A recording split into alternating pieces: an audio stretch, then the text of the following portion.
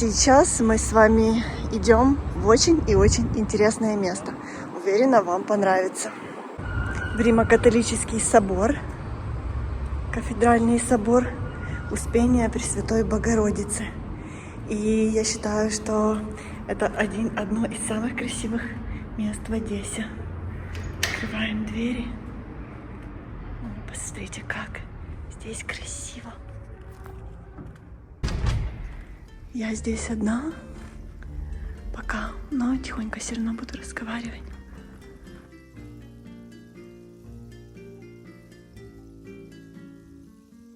Пройдемся с вами немного по собору.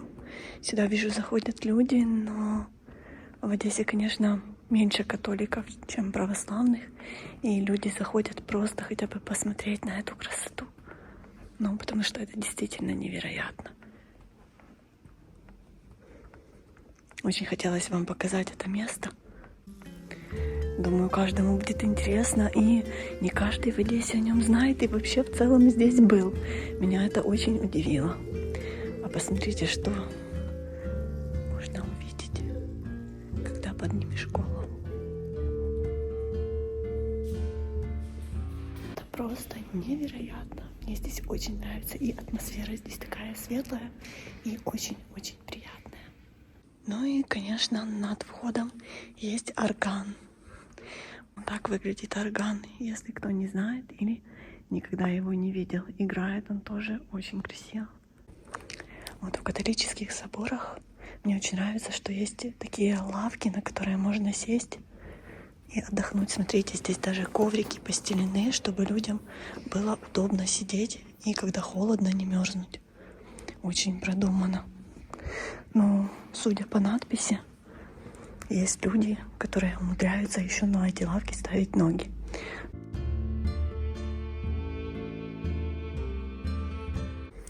Ну что ж, немного показала вам католический собор, такую красоту в Одессе. И выходим. Всем привет из Одессы. У нас сегодня такое духовное начало видео. У нас в городе большое количество православных соборов, но есть и католический. И это один из них. И всегда интересно в такие соборы заглянуть, потому что они немного по-другому выглядят. Ну а это просто произведение искусства. И это памятник архитектуры. Но невозможно не ценить такое, потому что когда туда входишь, это просто невероятное ощущение. Ой, какой красивый цветочный магазин. Боже, идешь, а здесь... Просто прелесть. Цветочки. Это букеты по 300 гривен вижу. Ой, пчелы летают. Боже, действительно пригрело солнышко. А какой здесь аромат. Букет без причины по 100 гривен. Гортензия свежая, тоже красивая. О, слышите, снова колокола. Ой, так красиво. Жаль, что я это не засняла прям там. Сейчас 12 часов. Поэтому они бьют. Так, все в цветочках, везде весна. Какая прелесть. На сегодняшнем видео солнечная и очень теплая погода. А это все потому, что я его снимала пару дней назад. Уже второй день в Одессе серо, уныло и даже немного похолодало.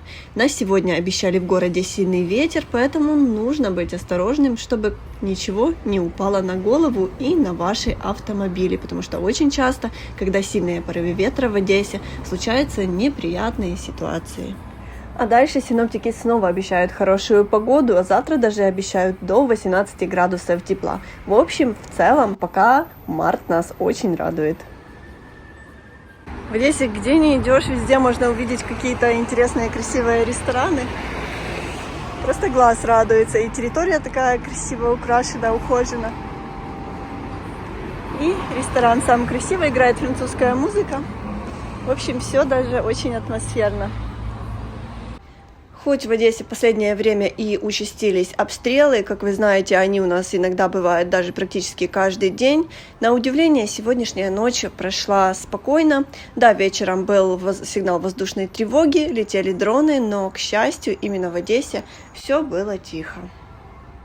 Несмотря на то, что ночь у нас прошла спокойно, утром в различных городских пабликах начали появляться сообщения о том, что массово начали минировать торговые центры, причем известные и одни из самых крупных в городе. У нас мало того, что в торговые центры часто не можешь поехать, потому что воздушная тревога и нужно выйти на улицу, так еще и вот поступают такие сообщения. И понятное дело, что людям нужно эвакуироваться из торгового центра и переждать такую тревогу на улице. В общем, стресс у нас случается каждый день, и не всегда он касается войны. Кто-то шутит, а кто-то нервничает. О, вот сразу чувствуется, что пригрело солнце. И кошки, коты все вышли греться и загорать. Где бы ты ни шел в Одессе, котов ты встретишь просто везде. Очень мне нравится, когда фасады города, вот ненужные там, некрасивые фасады разрисовывают такими рисунками именно городскими, рисунками улиц Одессы. Посмотрите, как это красиво выглядит. Идешь и прям хочется остановиться и присмотреться, что же здесь нарисовали. Кстати, очень реалистично выглядит и придает какую-то изюминку. Молодцы. Балкончики здесь одесские, дворики. Супер. Долго так колокольный звон, кстати, слышно. Вон немножко кусочек собора выглядывает. В последнее время в новостях все чаще и чаще появляется информация о том, что, возможно, скоро будет конец войны. И, конечно, люди начинают свято в это верить, потому что каждый этого очень сильно желает.